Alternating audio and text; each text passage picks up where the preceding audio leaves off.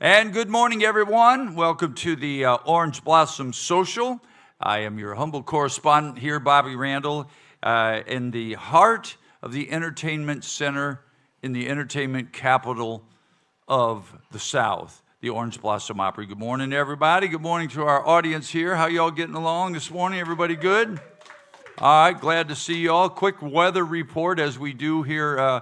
Man, I hate this every time I have to open my phone. Okay, so in my favorite town in the whole world this morning, Mike, you've been there with me, Jackson Hole, Wyoming, 23 degrees.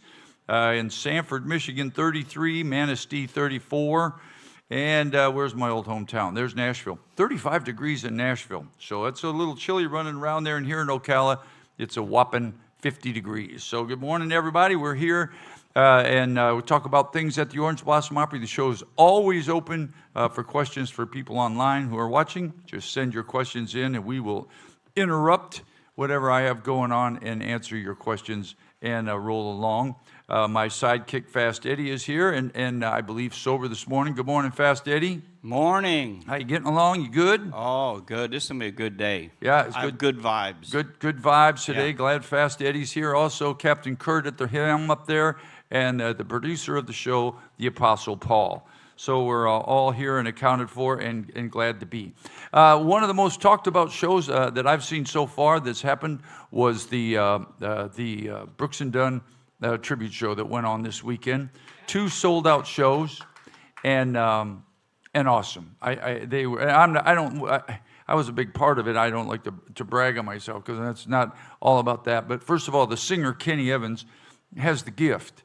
So he sounds like Ronnie Dunn, who's the lead singer in Brooks and Dunn, and he doesn't have to try. He's not fake. No, he doesn't dress up like him or pretend to be him or any of that stuff because that gets a little weird. But he sings like him. And so we picked out 17 of Brooks and Dunn's biggest hits. He added a couple of other things in there, but it was awesome. It was as good as of any of the tribute bands that come through here. Being a tribute band, let's talk about that for a minute, is not an easy thing if you take it to heart. Aside from us, one of the best tribute bands that come through here is a band called Chicago. Was it Brass Transit? Brass Transit. And so what you do is you sit down and you analyze whoever you're going to be. You're going to be the music of whatever. Garth Brooks, that's coming, whatever.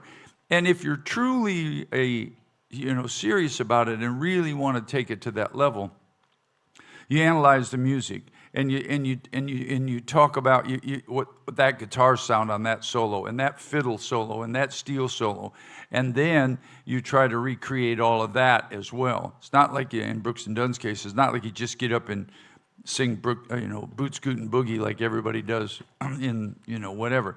So you really have to put all that together. Then you got to have the vocal. If you're going to be really serious about it, you need to have somebody that can sing as close to, that Journey dude that comes in here, Eddie. I don't know his name. They're pretty good too, and they.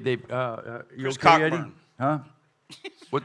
You all right, Eddie? I thought you. Yeah. Were, I fell off my stool. I thought you here. were sober.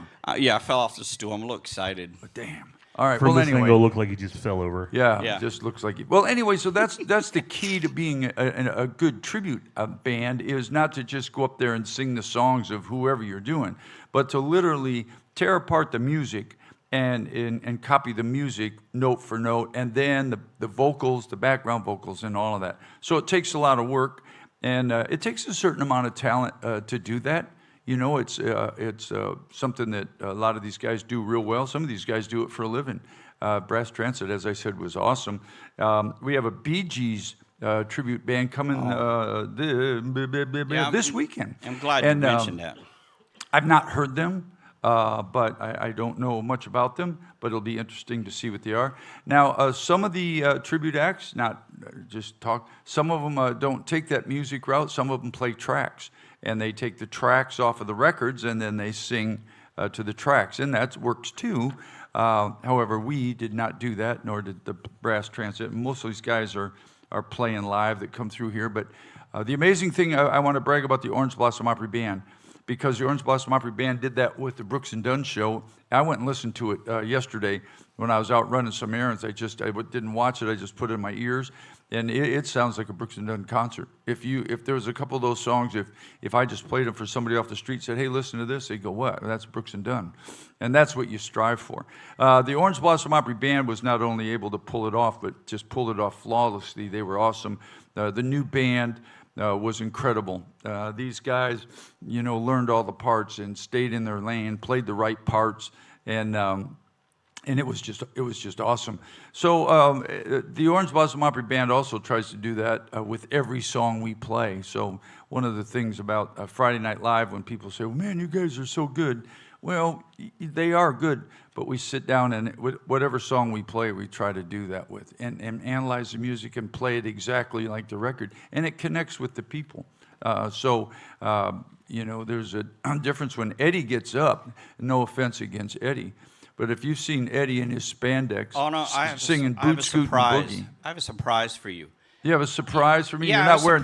Just tell me this: you're not wearing spandex under there because I can't see. No spandex. But did you know we have a guy named Dudley back there who teaches instructions during the week? He teaches instruction. Dudley.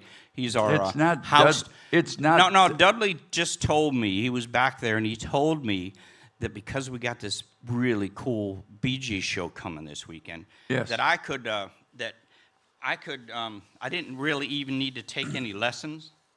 He said I could come out and play with the Orange Blossom Opry Band this weekend for the opener for the Bee Gees. And he said, "Sweet Jesus, forgive us." So I might give you a little debut here of what we could. He told me that I didn't really even need. He told me I didn't even need any lessons because I'm ready, baby. That went right over his head. Right here, I'm ready. He's What are you going to do? A Bee Gees song. No.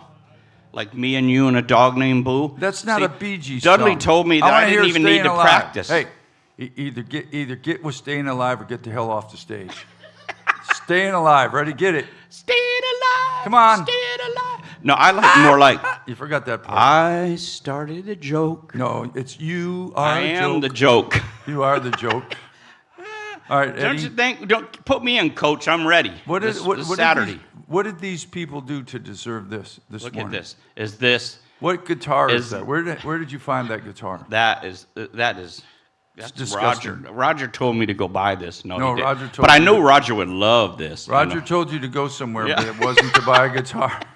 So you think I can fill in with the band on Saturday? Yeah, but not, as a matter of fact, why don't you do this, Eddie? Here's what I would suggest. Not the Orange Blossom Opry Band, because I think all we would do is bring you down. A solo act? Yeah, we wouldn't be able to capture the magic. I think on the Bee Gees show, just crash it, Eddie. Just crash it. Yeah, just in the third song. I'll do a Rhonda Vincent on them. Just go right out there, Robson. Just come right out full. Rhonda Vincent on them. Eddie, you know what I'd do? How could they pass this up? If I were you, I'd take that stuff home and bury it. I knew you loved it. Well, let me see that guitar for a minute. What is it? Oh, good gosh. It's all heavy. It's a real guitar. Yeah, but did somebody put all this on there? I don't know. Yeah. Oh, yeah. It's a real guitar. Yeah. Well, it's... What's it saying there? No, I don't. Lotus. Lotus. Yeah, it's high end. Yeah, and it's not... the guy in the back's name is Dougie. So you're mispronouncing Dudley. Yeah, Dudley. He's a real good. Not Dudley. You tell me I didn't even need to practice. Just well, I could be a star. Yeah, you could, but so was Charlie Manson. All right, moving along this weekend, everybody.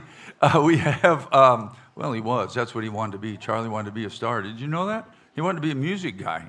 I don't know much about Charlie Manson, but I know that he somehow befriended one of the guys in the Beach Boys, and it was I'll tell you which one it was. It was the drummer. I can't remember his name, but anyway, and then he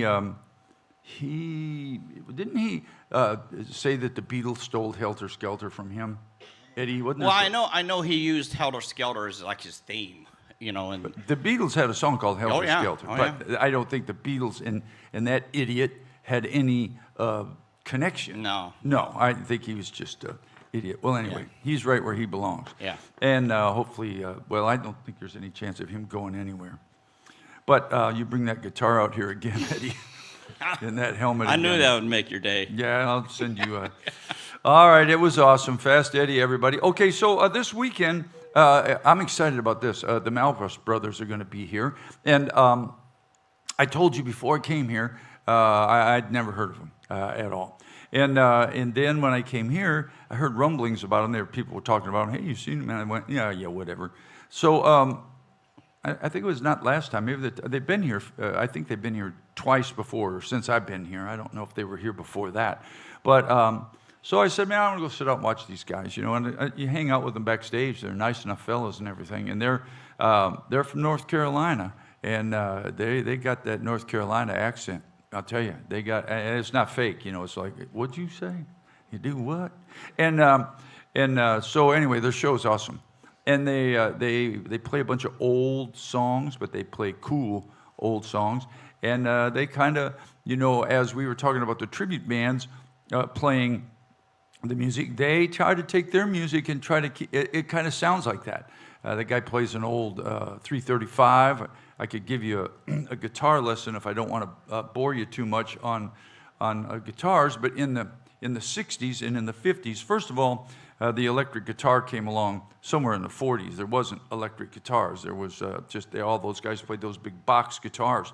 And then when the first guitars started coming into music, it was the 335. Did you know that, Eddie? No. Yeah, so most of those 50s guys, like Hank Thompson and some of those cats that were back then, those guitar players, the country guitar was the Gibson guitar. And it was the coolest guitar, and everybody had played Gibsons, and they were box guitars.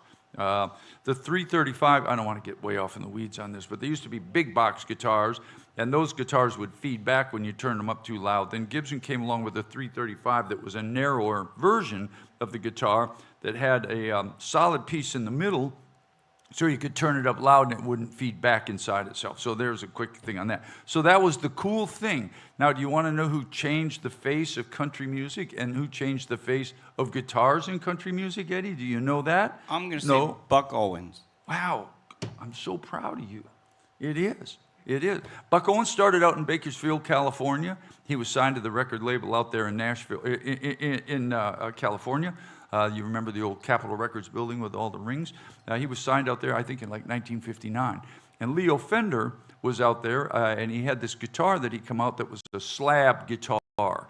And they didn't have many slab guitars before then, and they found out that the solid wood guitar wouldn't feed back at all. You could jack that bad boy up to 100, and it'd rock. So Leo Fender went to Buck Owens and said, if you guys will play these guitars, I'll make sure that you never buy a guitar, that you always have a Fender guitar. So Buck Owens and his right-hand man there, Don Rich, came out with the Telecaster.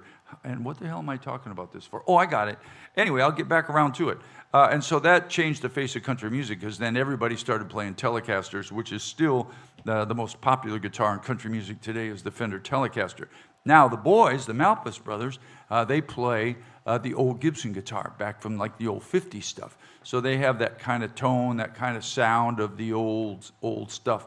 That's where I was going with that. Man, my brain just, it's working so good, I got to get off the fentanyl. The Malpass brothers, here's a strange thing. My wife is a pharmacist, and I was leaving the house this morning, Eddie. There's a six-pack of a six-pack of Dr. Pepper, and 4 of those drinks that are, I don't even know what they were, some kind of, I don't know what it was, power drinks, sitting tied on my mailbox. And my wife said, don't touch it, there's probably fentanyl. And I said, well, you think people are trying to kill us? What? I think it was somebody trying to leave it at a house. We have a new mailbox, and it doesn't have numbers on it, because I don't want people knowing where I live. Eddie? Yeah. I don't want people knowing where I live. Yeah. All right, so the Malpass brothers will be here, and maybe I threw a line in the water out there to one of those boys to see if they'd call in today about 10:30. So maybe we could hear from them. We'll hear what's going on with them. Also, the Bee Gees thing, I think the Bee Gees show sold out, so I can talk about it. I don't know that, I know since I've been here we haven't had a Bee Gees tribute show, but it sure seemed to sell well because it's sold out. Usually I advance dates on Mondays. So far, I'm waiting to hear from the boys, but hopefully they'll get in touch with me here today at some point. and we're excited about the Bee Gees coming. Yeah, let's see, separate issue. I don't know what that is. Okay, looks like he's I got to get with that. That's something to do with the Mail Press Brothers that I got to deal with in a minute. Anyway, then on Sunday, y'all, and I tried to get hold of her today, Macy Mack, who was my bud, I thought. And she is excited as all get out, everybody. She's, I don't know what she's got going or why or what she's doing. It doesn't matter. But she's at Fame Recording Studios today in Muscle Shoals, Alabama. And Fame Studios is extremely famous studio, I guess next to Nashville, Tennessee. Muscle Shoals was probably one of the most famous recording things. Do you know why, Fast Eddie? Yeah, you're All right, talking let me have it. Why is that? Skinner. Yeah, well, Allman Brothers. Bigger than that? Bigger than that? Well, Bigger I know Aretha Franklin was down there. Otis Redding. I didn't mean big this way, Eddie. Oh. I meant star-wise bigger. Sawyer Brown recorded down there? Rolling Stones. Oh yeah, The Rolling Stones recorded that.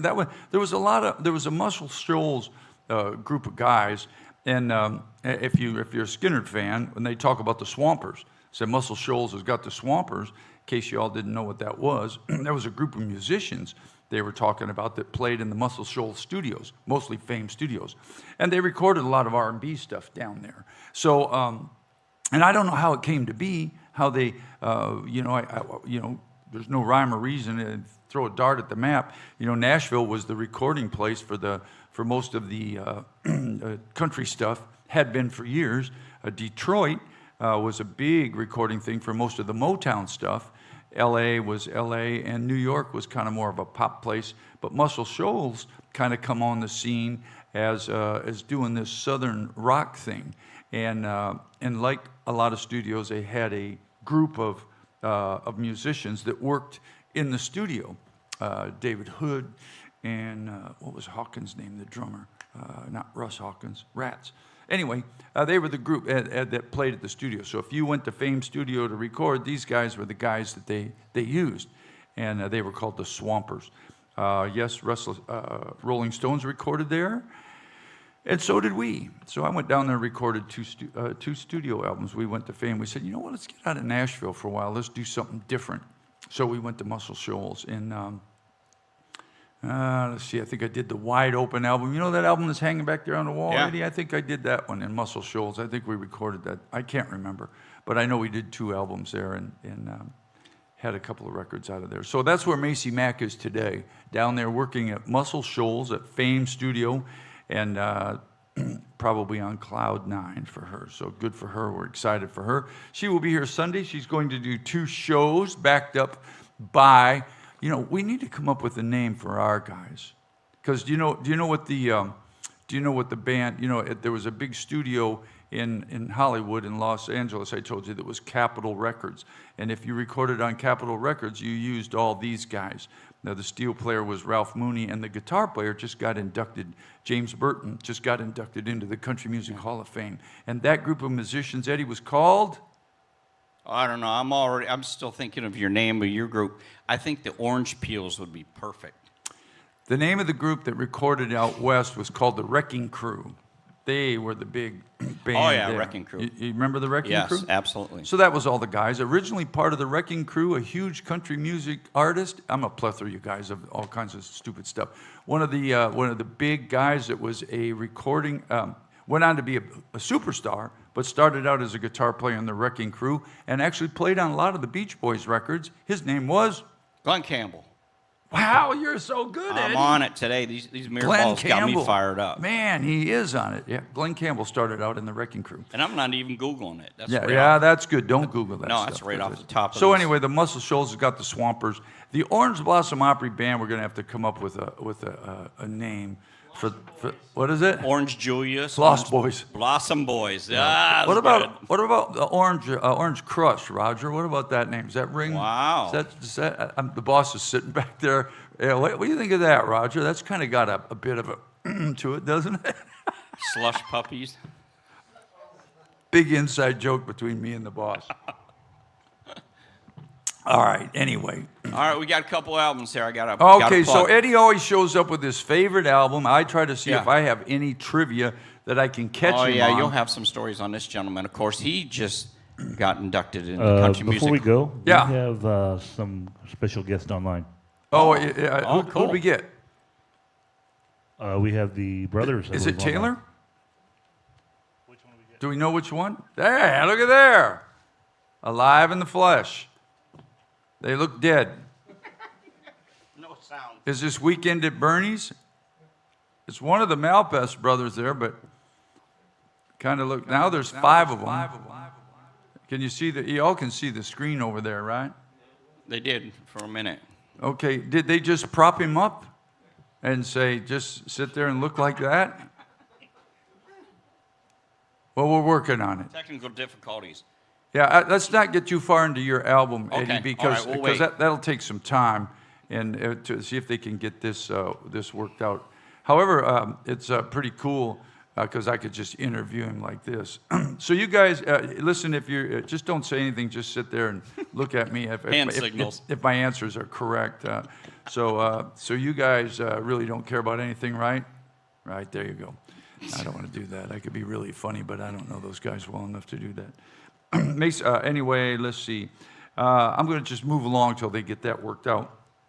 On Wednesday, everybody, of next week, not tomorrow.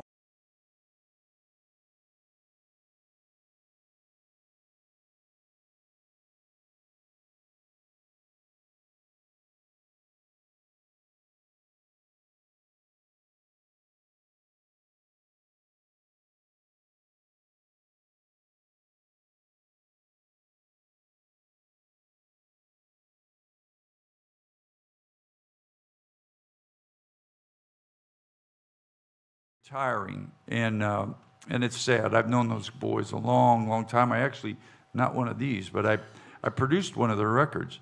And let's see, I'm trying to find those guys. They'll be here on Wednesday.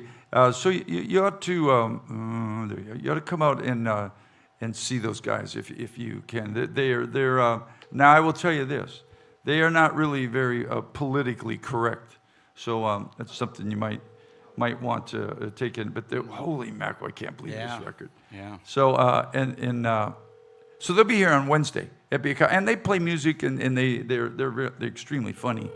So it's also 9:30 in Nashville, so they're probably in bed. But here's a couple of their old records. Yeah. My gosh. Yeah. Hello, it's Bruce Williams. I can't come to the phone right now, but it occurs to me that I don't know a thing about you. Tell me a little bit about yourself. Well, Bruce Williams, this is Bobby Randall with the IRS. Once again, we're just trying to collect that debt. You suppose that you could just give us a few bucks? We see you riding around in those big fancy cars with those diamond rings and all that money you got. You need to ante up the money to the IRS. Call me back at 1-800-IRS or 1-800-IRS. There you go. Anyway, so they'll be here on Wednesday. We didn't get our issues straightened out. And most of their comedy, my God. Yeah. I've never seen these albums before. My cousin is actually the one who turned me on to Williams and Reed way back when. And she sent me those albums. I told them that we were coming, and I knew they're getting close to retiring. And that one's from the 70s. Yeah. All right, so the problem is on their line. If they're listening online right now, all you have to do is hit the OK button, and then you'll be live video to us. If you're listening online, I don't know which one of the brothers I got, but they said just push OK, and it'll come on. It'll work. And don't feel bad because I could never figure that out myself. Williams and Reed, my God. So they'll be here on Wednesday. Come check them out. I'm actually going to play with them. Here's a funny story. I produced the record, and we were recording something, and Bruce plays bass, and he's actually a really good bass player. And he wasn't there. He was late, or he was coming or something. And Terry said, "Bobby, you just play bass." So I said, "Okay." So we're in there recording this thing, and I'm playing bass, and all of a sudden, over the talkback, it just stops, and it goes. I can't tell you exactly the words he used because they were pretty impolite, but it ended with, "Man, Bobby, you suck." And I said, "I'm a guitar player." So that was the end of my bass playing days on records with Williams and Reed. Anyway, they'll be here on Wednesday. Any luck back there, boys?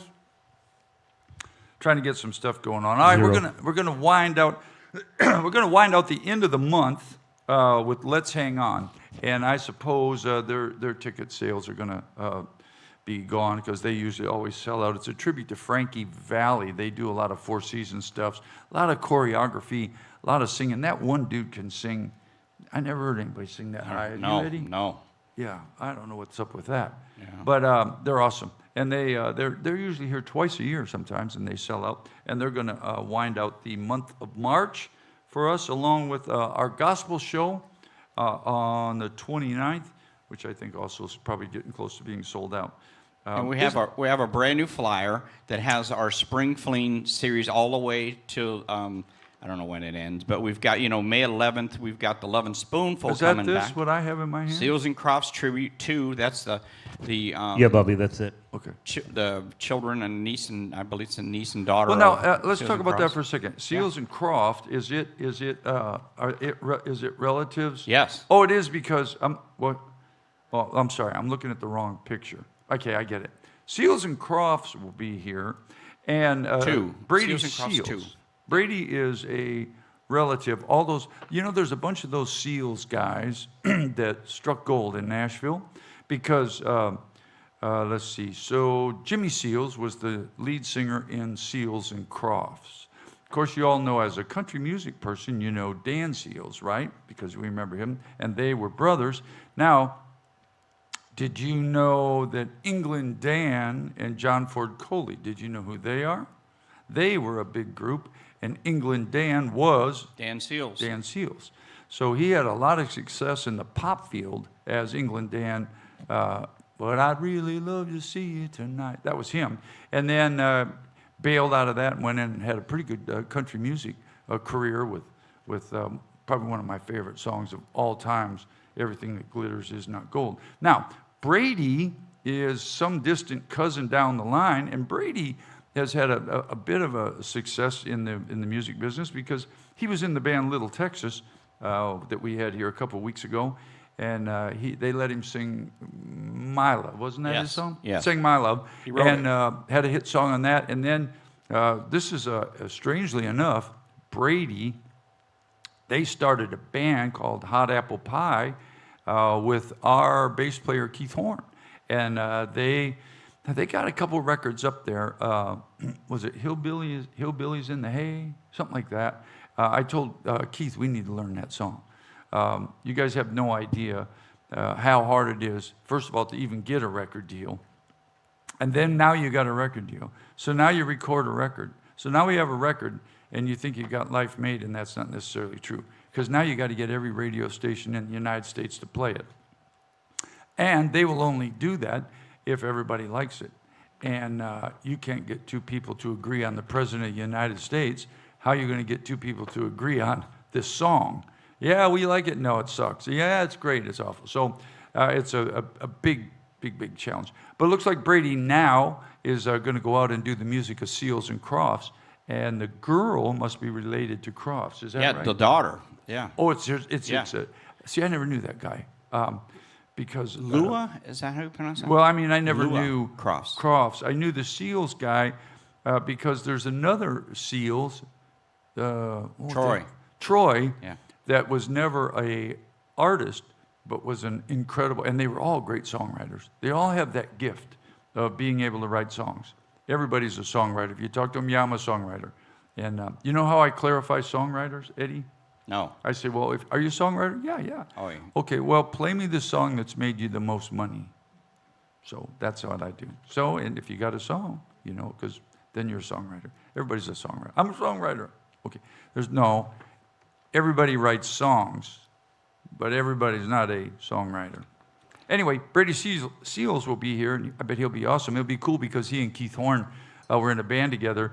I'm going to push for this. I'm going to push for Hillbillies in the Hay. Yeah. I'll get our band to learn it if they don't know I it. have that CD somewhere. I'll bring it in one of these days. Yeah, I'm going to push for that. See if we can get a little reunion going there of Hot Apple Pie and see if they'll come out and do that song. Wouldn't that be cool? And along right, that we're spring back. fling. Oh, we're back live. Okay. cool. We're back with, I don't see anybody but my mug up there. You, you there? I can't hear you for some reason. Let's see.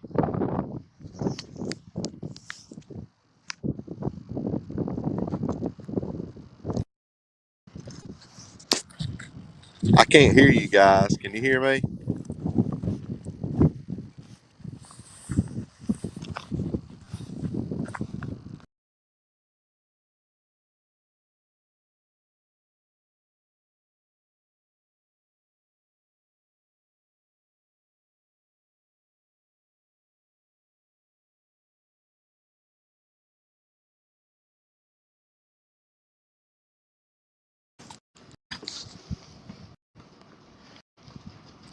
Let's see.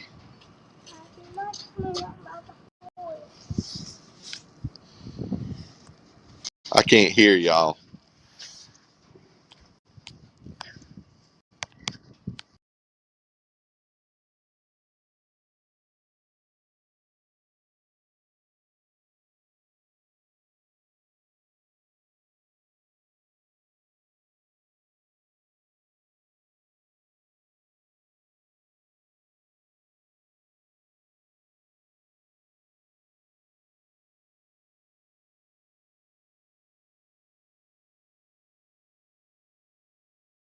Service.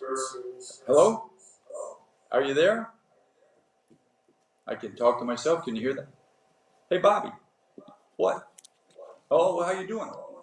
Good. All I can hear is an echo of myself. Can you hear that? Hey, Bobby. How you doing? I'm awesome. Whatever that is, you need to make that go away right now. It's gone. No, it's not gone. Maybe your headset. It's not on your headset. What's going on here? Yo. Check. Praise Jesus.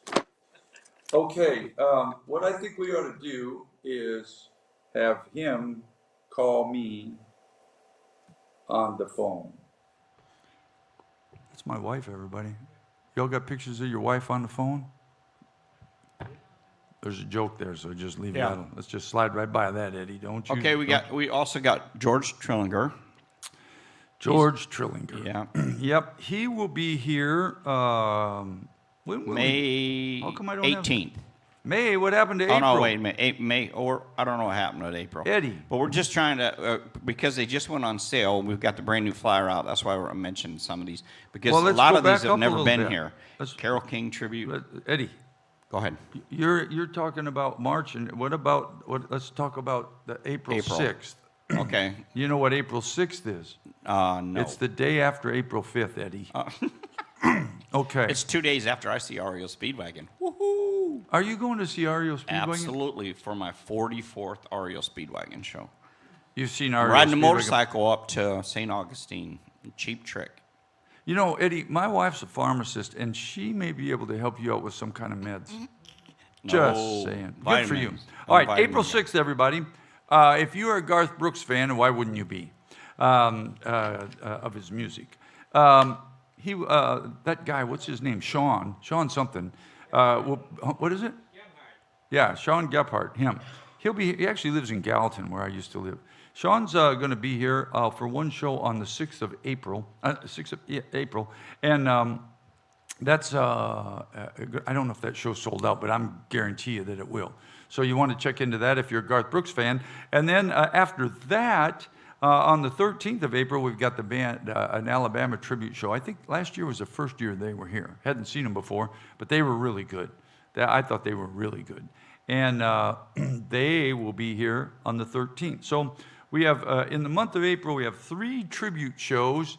And then this guy's not a tribute show. He's the real guy.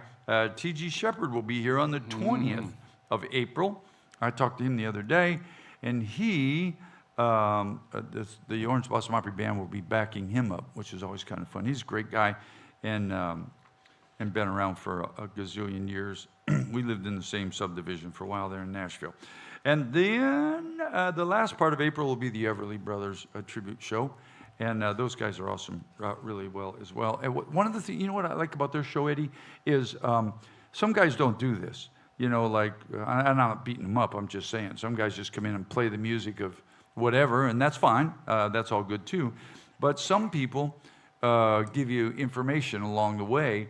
And this Everly Brothers show is extremely informational because they talk to you about the Everly Brothers, a lot about where they got their songs, where a lot of information. And see, I like that. It's a cool thing for me. I actually watched the show one time and learned a lot of things about the Everly Brothers that I didn't know. I mean, I know they all didn't get along like most brothers, but they I learned about where their music came from and learned a lot of stuff like that. So it's an interesting show. Come check that out because it's fun music. But they also talk to you about the music. Now, on the 4th of May, we have two big shows with those Sawyer Brown boys. And I suppose both those shows are sold out, but Sawyer Brown boys will be in the house, which will be awesome to see those rascals. And then, and that's not a tribute band, that's a real thing. And so is the 11th of May, the 11 Spoonfuls will be here. Eddie? Is it singular or plural? I'm going to say singular, 11 Spoonful. It's the 11 Spoonful. Is that the name of their band? I believe so. Yeah, I think so too. Seems like that, unless you were, if you were talking about them as in the past, well, yesterday the 11 Spoonful was here. It would never be fulls, right? So it's always spoonful. Right. Okay, I'm a grammar guy, so don't mess me up. Seals and Crofts on the 18th, and George Trillinger on the 25th. Of May, and that will pile out our May. In April, what happened? Oh, yeah, June's after that. Carole King tribute show, Irish Rovers, Simon and Garfunkel tribute show, Meatloaf tribute show, and John Denver, our own, what's his face? Carl Bennett. Carl Bennett. What's his face? Carl Bennett will be here on the 29th. Now, say who? I don't have his number. Let me talk on the phone here and text my guy and just say, have one of them call here. Hold on a second. Call me on this number. That's what we'll do right there, because you know what's really weird is. This is such a good idea. Why do we have the boss had to come up with this idea? None of us thought of it. We're all sitting around here looking like an idiot. The boss said, here's an idea. Why don't you just call on the phone? I said, well, that's why he's the boss. That's why he makes the big bucks, and we just run around here. Let's see. John Denver will be, that's always a great show. Captain Carl, his name's not Captain Carl, but Carl is the thing. You know, Dr. Carl. Dr. Carl. He is a doctor. He's going to retire from that. Here's the coolest thing for me. He did a new album, and I got to play all the guitars on it. And when they played it back, it's really good. Its CD's really good. And I said, man, that's really good. I forgot I played on it. I said, anyway, I didn't know I could play guitar that good. It's really, really good. And, of course, the most important thing on the calendar and the events is June 30th, everybody. Now, Eddie, do you know about June 30th? No. On June 30th, me and my pal Mike here up front and a bunch of other of us Harley riding clowns are going to head out west. And so the entire, not the entire, but the most first part of July, I, along with a couple of other knuckleheads around here, will be on motorcycles. We're going to ride, we're going to go to Moab, Utah. We're going to go to Rocky Mountain National Park. We're going to go to Arches National Park. And I can't talk about the highway. Neither one of us can talk about the highway that we're going to take because both of our wives are probably going to kill us, along with other wives too. But we're going to go on this motorcycle trip. We'll be gone. Okay, so it says that one of those guys will call me on the phone. So let me turn my phone on because I usually leave it shut off. Now I'm taking pictures. Golly, I'm so terrible. There, now I got the volume up, so all right. I'm awful at that stuff. Just terrible. Anyway, that's what I'll be doing, and then I'll probably go up and, to Michigan for what? What are you going to do on vacation, Eddie? We're going to remodel the stage. Oh, yeah. Yeah. Yeah, last year all the seats that y'all are sitting in. Roger and Heather put brand new floors in here and brand new seats in here, and they're awesome. Not only to look at, I don't sit in them much. And I'll catch a concert. I got a concert in that period too. Now, who, Eddie, would you be going to see? Big time. Big concert? Big time. All right, let me have it. Who? It's a Eddie Van Halen tribute with Sammy Hagar, Joe Satriani, who's one of my favorite guitarists. So Eddie Van, back up. Who's singing? Sammy Hagar. So Sammy's doing a tribute to Eddie, and they made David Lee Roth said he might show up. Who knows? But it's got the original bass player from Van Halen, Michael Anthony. Yeah. Got Jason Bonham on drums. It's gonna be a good Wasn't that one. wasn't he the original drummer? He was the son of the original Led Zeppelin drummer. John Bonham. Yeah. Yeah. Who was the Jason's a monster. Yeah. Wow. Gonna be a good show. Big tribute to Eddie Van Halen. So one of the loudest concerts I ever went to in my life, I was touring with Kenny Rogers, and we played the Rosemont Horizon, which seats about 25,000 people. And we all went there early to this concert. I'm trying to remember if we went there early or if we stayed over a day. I don't remember. But a bunch of us went to see Van Halen. And this was in their heyday, because Dave came in on a surfboard flying over top of the whole audience on a surfboard. I don't know how the hell they did that. But anyway, they did. But it was literally, you could stand, and I was pretty close to the front. We had really good seats, but I don't remember. You could literally scream to the guy standing next to you, and he wouldn't be able to hear. The house is on fire. Nobody would know. They were deafening loud. Randy, our drummer, and I just had that conversation. We were talking about concerts, and you never guess who he said the loudest one that he's played for. Loudest concert ever? Yeah. Skeeter Davis. No. Oh. It was the Backstreet Boys with all them screaming girls. He said it literally was deafening. Now, I got to tell you something, and y'all are going to take this wrong, but, it's no surprise to everyone. I have hearing loss. And this is all I've done my whole life. And I told people, I think those girls did as much damage to my ears as our music, because in the 80s, we were pretty popular, and it was, those girls screamed so loud, and the pitch was deafening, and it was pretty crazy. So I get that. One of the best sounding concerts I've ever been to, I went to see Don Henley when he was just Don Henley, not the Eagles. As far as sound-wise, it was like listening to the record. The opening act was horrible, probably the worst thing I've ever heard in my life, and it was Katrina and the Waves. Hold on just a second. Good morning, Arby's. Hey, man, how are you? Hey, it's Bobby Randall. Who's this? This is Taylor. Hey, Taylor, you're live, and I'm so sorry about all the problems we had, but thank you so much for calling in. How are you, pal? Oh, I'm good, and it ain't no problem. Me and my little boy went out to the farm this morning. We're looking at tracks and stuff. Yeah. This phone works better anyway. Yeah, well, all that modern technology, I'm not real up on it, so I was of no help. And finally, someone with some common sense said, hey, what about this old-fashioned thing that they used to do called call on the telephone? Yeah, that seems to always come back to that. Yes, sir. Well, you boys are coming this way, and always a big show here at the Orange Blossom Opry. Ticket sales, of course, y'all are sold out, and so excited that y'all are coming this way again. Oh, we're excited, man. That's always a fun place to play. So, I am a kind of a plethora of useless information about country music, but I kind of dig what you guys are doing. I'm an old guy, so I know all that old music. Tell me a little bit about, for folks that don't know, how your act came together. I mean, it's the real deal. I know that, but tell me about that. I appreciate it. We've been doing it over. I'm sorry, my little boy's in the back seat, so you may hear a few things every now and then. That's all right.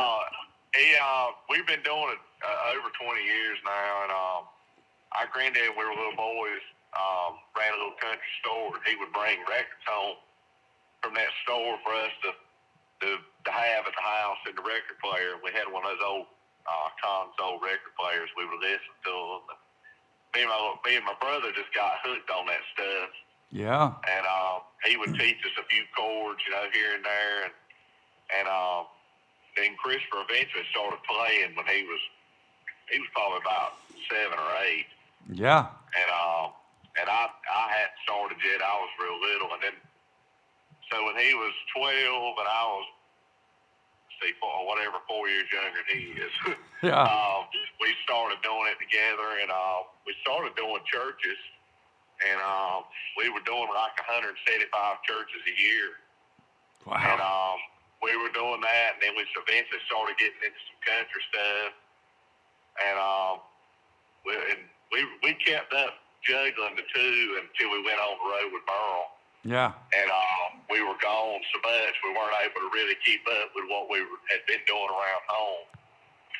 And we toured with him for 8 years, and then when we came off the road with him, we decided to kind of give it a go at doing it, by ourselves. Yeah. We did. And the Lord's looked after us. We've kept it going this far. So. Yeah, it's an awesome act. It's yeah. I mean, just the whole thing, the music, the sound that you guys do. Your comedy, all of that stuff, and it's all just good, clean, fun, funny stuff, and the music's good. Now, how do you pick your songs? Because as a guy that's been doing that a long time, it's important for your music to grab the people. And do you just go back and say, hey, this is a great song or that's a great song? How do you pick your material?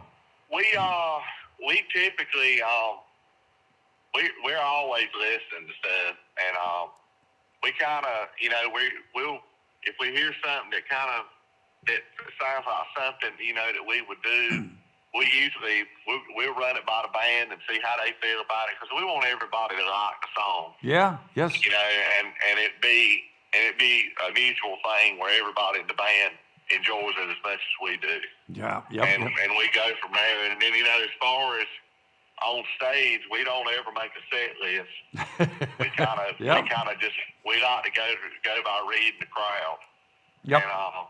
And Chris is really good at that. Old school, and that's good though, man. That's great, because it's more real and live. It is, and sometimes it gets a little. Sometimes it can be a little aggravating, because Christopher he'll turn around to Jake, who's on the other side of the stage, and he'll say, let's do so and so, and yeah, right. It's like we gotta be ready to drop on that. I guess like men and man, I reckon. Well, we have a set list, and that still happens. So. Oh, yeah. It's like, what the hell? Well, what? So that just happens. Well, man, we are really, really excited about having you all come here. Always a favorite here at the Orange Blossom Opry. I look forward to hanging out with you fellas. The whole band, your whole outfit that comes in here. I told Jake that originally I thought we had a restraining order against you guys, but I guess that's been lifted. So we're going to let you come back, but a top-notch outfit. Everybody in your outfit that comes here, they're just awesome. Well, I appreciate it, man, and you guys are great to work with. All right, well, you guys take care of yourself, and we'll see you on Saturday. All right, buddy. Yes, sir. Look forward to it, sir. All right, the Malpas brothers. There you go. Old pick up the dadgum phone and make it happen. There you go. And it took management here at the Orange Blossom Opry to figure that out. That's why they got the poll. They got them special phone numbers and people to call. Yeah. Well, the idea to call them, none of us had that idea except the boss. Friday night they're going to be here. Is it Friday night? Yeah. Well, see, the boss is whatever night. They show up Saturday. They're going to be perfect. Yeah, it is for the Friday BG night. show. Okay, Friday night. I got my book back in front of me here. So Friday night, the Malpas brothers. It's probably close to sold out. Anyway, but check and see if there's a couple tickets, because it'd be worth checking out. If nothing else, I can look and see. But see if they're what we're doing. Man, I still don't have. I complain about this phone all the time, y'all, because I set it down for 1 minute, and when I pick it back up, there's only a few tickets left. I'd say a handful. I'm looking at the ticket count here. Only a handful of tickets left for the Malpas brothers, and when I say that, it's probably less than 10. So they're great. Yeah, you're going to want to do that. Now, was your album of the today? Yeah, Let's the talk album. The about album that. today is, of course, it was my all-time favorite show here at the Orange Blossom Opry. It was John Anderson, and John Anderson is another one of the 2024 Inductees? Country Music Hall of Fame inductee. Yeah. Yeah, it's and so my good. favorite memory of him, I remember backstage you were talking, and the starstruck comment come up about that he had ever had starstruck with anybody. Guess who it was? Who? Elvis Presley. John said that? John said that, and he said he was just I couldn't bet. talk. John. Elvis walked in a room and John's about as country as they come, and like he's just a good old boy. I don't even know how this happened, but so John used to babysit for the piano player in Sawyer Brown, Hobie. So Hobie and Mark are both from Apopka, Florida, where their parents were both school teachers, and John is from Apopka, Florida. So we knew John way back in the day. We got to know him, and then we were just buddies, and so I worked my first big job that I got when I moved to Nashville was I played pedal steel for this guy named Charlie Rich. So, excuse me, I'm doing this gig with Charlie Rich, and there's a new guy that's coming out, just got a couple records out, and he's going to be the opening act, and it was John Anderson.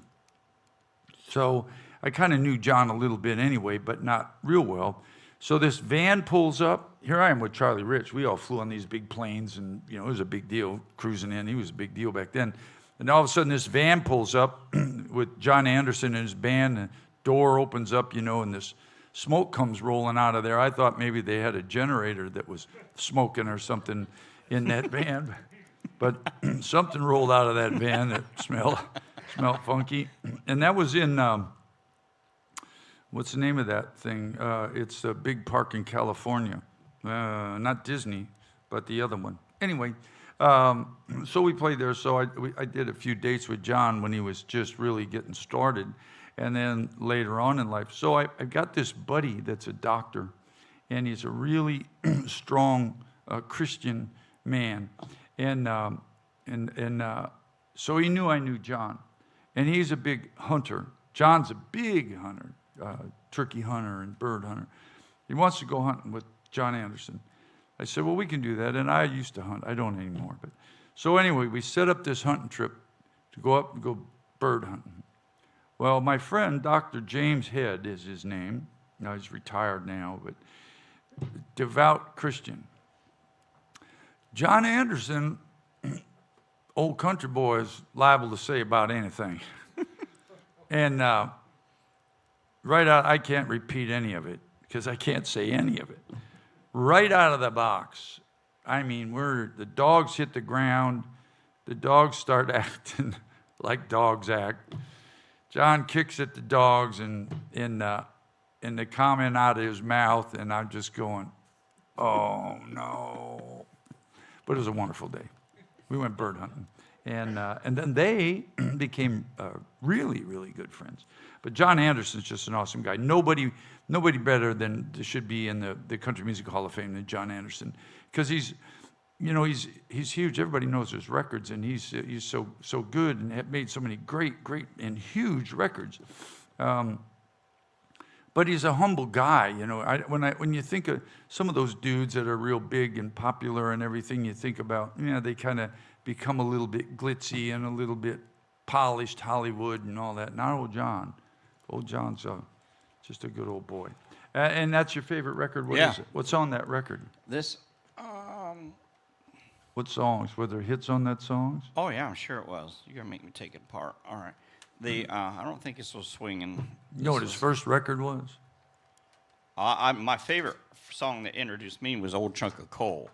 That was one of my. That's a song written by Billy Joe Shaver. But my favorite all time John Anderson song could also be, as a songwriter, I'm a guy that looks for clever things, looks for things written about just stuff that grabs you, we go back to these people that are songwriters, and they play these songs, and I go, yeah, awesome, man. You were able to rhyme start, dark, and gas that comes out the backside. Good for you. But people that put these lines together that are just awesome and just blow you away, sometime listen to 1959 by John Anderson. Yeah, great. It's some of the lines in that song, about the truck. Oh, man, had the truck. Just some of those lines in there are just unbelievable, the way that's written. It was similar to the song of Dan Seal's song, is the same thing. They write these songs that just rip your heartstrings out. That's the good stuff. I can't remember who wrote. I know Dan Seals wrote the one I was talking about. I can't remember who wrote. I do know, but I can't remember who wrote that song. Any hits on there, Eddie? No, this one. What I really liked about this one is he had a kimono on, and being from martial arts, I thought that was really cool. Down in Tennessee, I think was the biggest hit off this one. Okay. But it was hey, you just made great albums. Well, Wild and Blue was a big record, but I don't think that was his first record. I'm trying to remember what his first record was, and I can't think right now. But I can tell you this: it's getting time to go to the house. So if we have any questions, I always need to say hello to my little cousin up in Lake City, Michigan, Mitchell, who's watching this morning. I love you, pal. And he told me it's 30 degrees up there in Michigan, so we're glad we're here in Florida, where it's only 50 here. So not much better here. Let's see. Warming up, though. Where's Ocala? There it is, 53 degrees here in Ocala, Michigan. Ocala, Florida. Rats. All right. Say again? I'm golfing today. You going golfing today, Eddie? And tomorrow, yeah. Golfing. Really bad golf, I might add. I could tell you this. What is this, March? It's March what? March something. The end of March 19th. I'm coming up on 4 years of sobriety. Because what is this, March? Yeah, in 2020, this entire month of March, I was at this resort. It was awesome. It was called Cumberland Heights in Nashville. I went on vacation there for a little spell. And so at the end of this month, I'll celebrate 4 years of sobriety off of those damn pain pills. Woo-hoo. And then I'm coming up to my year of sobriety on golf. Because and they teach you in when you go to rehab that you don't say I'm done drinking. I'm not going to. What they tell you is I'm not going to drink today. I never was a drinker, but I'm not going to take pain pills today because I don't know about tomorrow. So that's where I am with golf. I'm not going to golf today. But as bad as golfer as you say you are, you still whooped us when we golfed that day. So that tells you how good a golfer I am. Yeah, but to go out and play golf with some of these guys that play, you know. Yeah. And then say, you know what, guys, I used to be really good at that. That's why I won't play with Dougie. I know Dougie. Yeah, Dougie was good. Mickey was good. Roger plays pretty good golf. And you go out there, our boss, and I go out there and and I say, I used to really be good at this. And after about 3 holes, they go, yeah. And I used to be a brain surgeon. So it doesn't take long for the real truth to come out. Hey, everybody, we got to go. Had a great time today talking. Thanks to the Melvis brothers for calling in. Check out some of your favorite shows at the Orange Blossom Opry. And all you folks out there, come out and see us. I promise you'll be glad you did. Thank you, everybody. Goodbye. God bless each and every one of you. And God bless the USA. Thank you all very much, everybody.